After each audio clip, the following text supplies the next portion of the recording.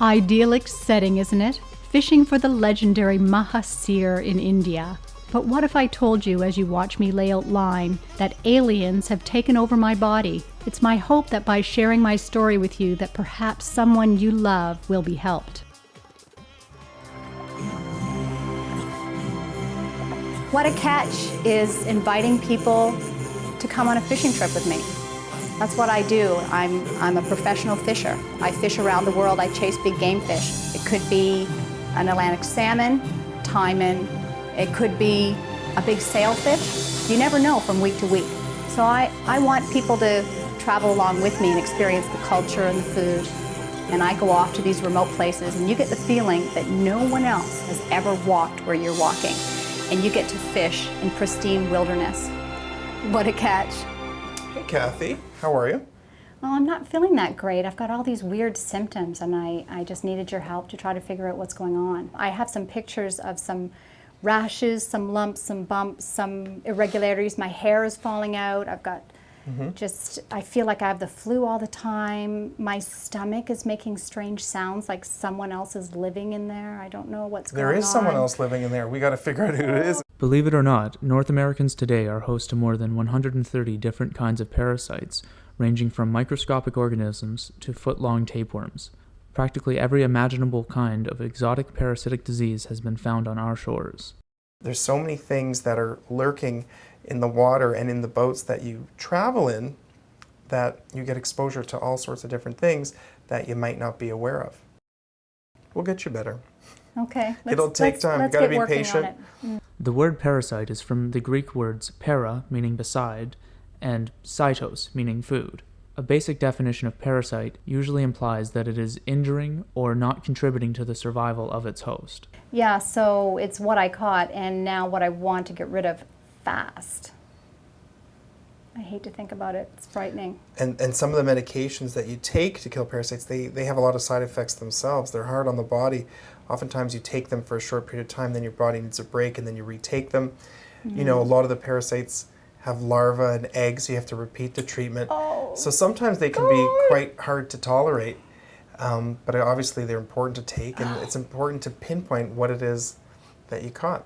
You've been traveling a lot, I take it? Where haven't I been? I've fished every continent. Most recently Spain, and Nice. I was catching these big Wells catfish, and I was swimming in these rivers. 150 plus. Yeah? Yeah, definitely. Oh dear. Kath, what you got? And it was all very wonderful, but now I think I'm paying the price. To my chagrin, Dr. Cohen is bringing to light the seriousness and potential fallout from my G.I. Jane adventures. Activities like swimming and fishing bring larger parasites in direct contact with skin and can lead to penetration by blood-sucking flukes, schistosomiasis, hookworm, and giardia. In other words, I didn't just catch a big fish. Well done. Good catch. Well done. 150 plus. So when did you start to feel sick? Well, not right away. I thought I was jet-lagged, and then the jet lag just didn't go away, and then it seemed every other week I had a new weird symptom.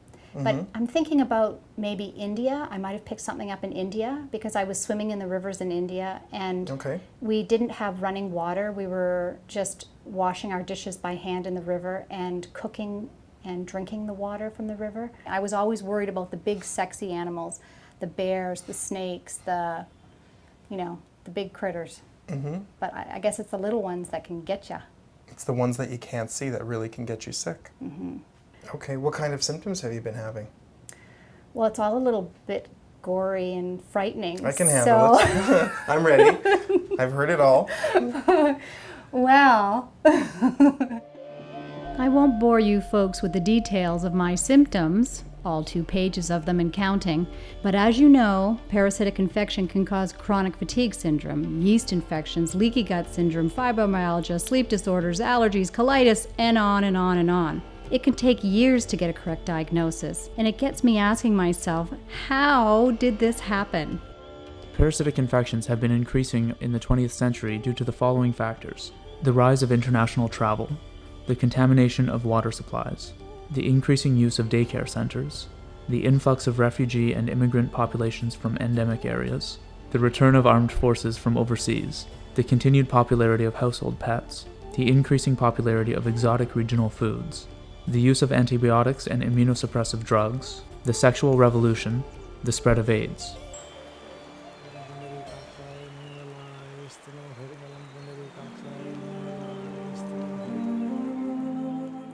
You can become infected with a parasite in one of 4 ways: food and water, things like mosquitoes, fleas, and flies, sexual contact, and through the nose and skin.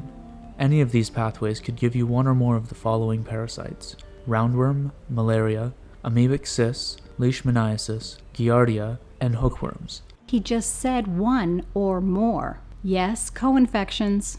With a weakened immune system, you are the equivalent of the Hilton Hotel for parasites and viruses. Well, I know something that I'm not going to do anymore. I take the fly that I'm fishing with and I put it in my mouth and tighten up the knot. And that fly was in the water in Brazil or in India or wherever I might be. So I'm, in fact, poisoning myself.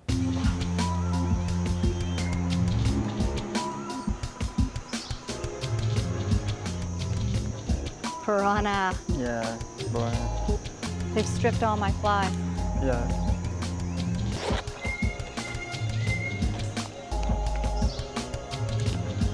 I can make a fly. Not a lot to work with, but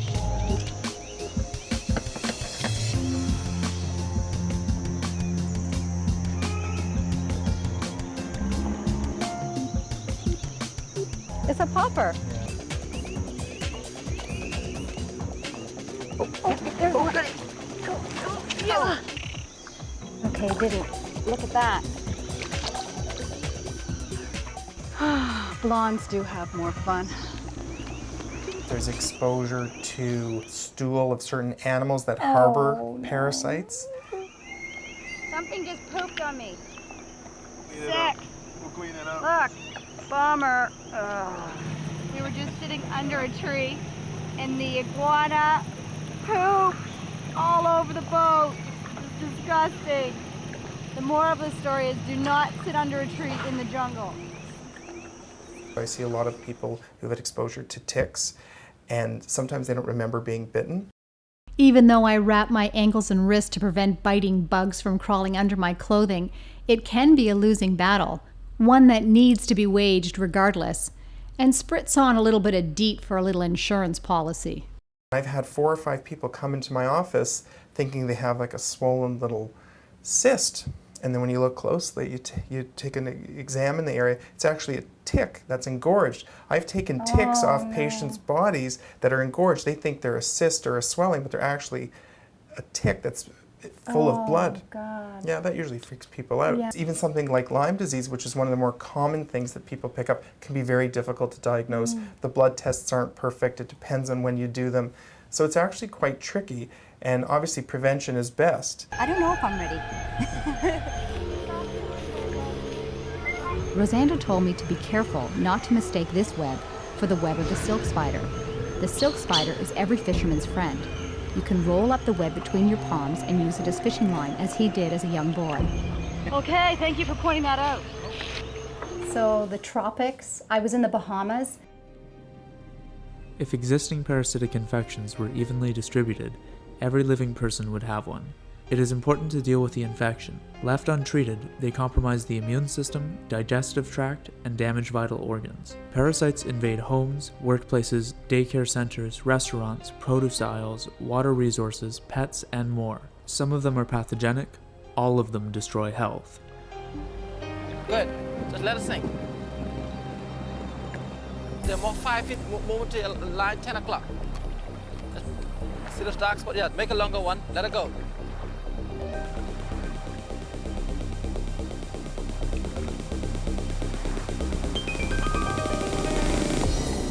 Oh my soul. Uh-oh, I've got some weight. This is a double-digit fish. Chris, I am a believer. I couldn't see the gray ghost. You talked me through it, and it hit like a freight train. Well, This feels heavy. That was a nice 80-foot cast. Thank you. Okay, here he is right here. Oh, back this way.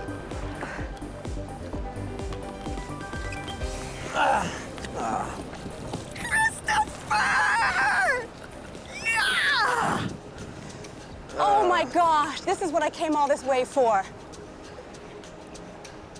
It's a magic fly. It's a magic fish. Okay, I'm gonna put him back. We were catching fish, and then we were scaling them right on the beach, and we'd cook up a shore lunch. So we were fishing, then we didn't wash our hands, and then we were eating. So that Okay. might have been problematic. Possibly, yeah. The largest parasite found in humans, growing up to a foot long and laying as many as 1 million eggs a day, is the tapeworm. It is transmitted via one of our healthiest foods, fish. Tapeworm are transmitted in raw and undercooked fish. They will consume 80 to 100% of the host's vitamin B12. See if you can spot the moment when my girlfriend becomes a vector. Then you have to take a knife, you have to push the muscle away from the shell because it's attached to the shell. And this guy here is still alive. I'll put him there and make sure you see what it is. Okay? And this piece is called the pistol. This is for the guys who have work to do in the night. That piece is what you do. Gentlemen, this is a male. Woof. There you go. You got the message. Not to be outdone, red snapper, rockfish, Pacific salmon, and haddock are infested with anisakid worms. Microwave cooking allows larvae to survive and enter our bodies. The worms cause anisakiasis, resembling Crohn's disease, stomach ulcers, and appendicitis. Okay, double dipping. Really? Our current lifestyle habits of travel and eating out in exotic places increase our likelihood for disease. There's other things that you have to worry about, again, hepatitis, from people not washing their hands properly when they're preparing food. If you're helping prepare food, touching raw meat, you can get your common things like salmonella, but there's so much more that you can be exposed to. Actually, I was in South Africa, and I was dancing around in this cloud of termites that were hatching, all the queens that were going off. So maybe that wasn't such a good idea. Maybe not. You never know what you can catch, What I caught. which you didn't want to catch. What I want to get rid of. Fast. I Anywhere was else? in Mongolia, Yeah. and we were having a shore lunch of mystery meat. The Mongolians, they're meat eaters and Okay. nomads. And we had mystery hot dogs. They were a very odd color. Okay. So that might have been a problem. You really like to live on the edge, don't you, Kathy? Well, I didn't know how Okay. much I was living on the edge. Okay. There's so much more that you can be exposed to with more eccentric animals. And again, pork is commonly eaten in these countries that you travel to. And the toxoplasmosis is one of the more serious parasites you can pick up because it travels into the host's brain. And people can get brain abscesses and infections and seizures. gosh. So there's a lot of ways that these parasites manifest themselves. I've just arrived in Mongolia, and this is my Gare. This is where I'll be staying for the week. The good news is it's a short walk to the river. It's only about 10 feet away, where I'm going to do a little time in fishing. A little. There's nothing little about time. Even an airplane can be considered another parasitic pathway in its own right. Extensive foreign travel has exposed people to a whole gamut of exotic diseases never before encountered in their homeland. And you weren't just in a boat, you were in the rivers, you were in the still water, you had exposure to the water. And pets, I was patting these dogs in Mongolia that were running wild. This was a camp dog.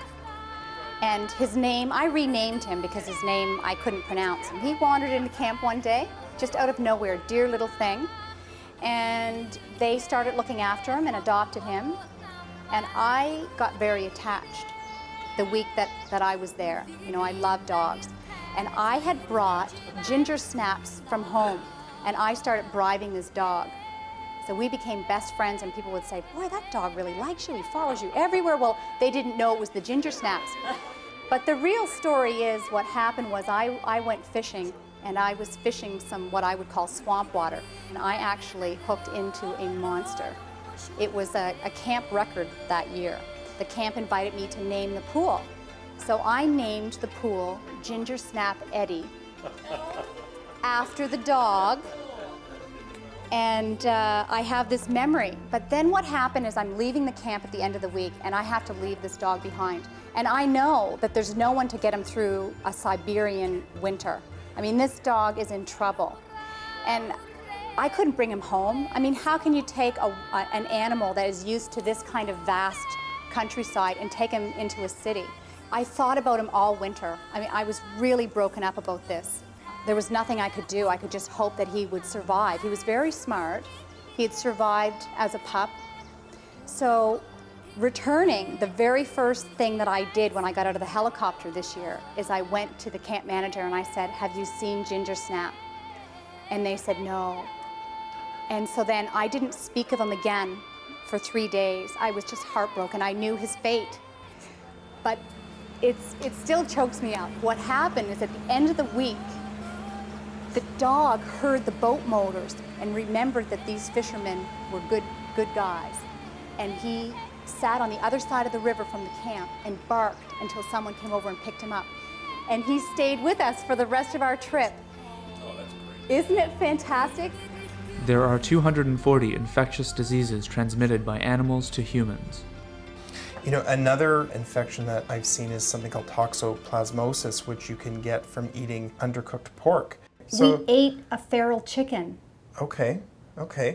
Yeah, so we do things a little differently. I don't think I'd eat one of those, but these are plenty of opportunities for you to pick up an infection, which might be something you've obtained in your mystery meat in Mongolia. In Mongolia, they took a lamb, dug a pit, and put heated rocks in over top of the lamb, and they cooked it in the ground, but it wasn't really cooked. It was sort of like gelatinous and very gamey tasting, so that might have been one of those situations where I probably should have politely refused.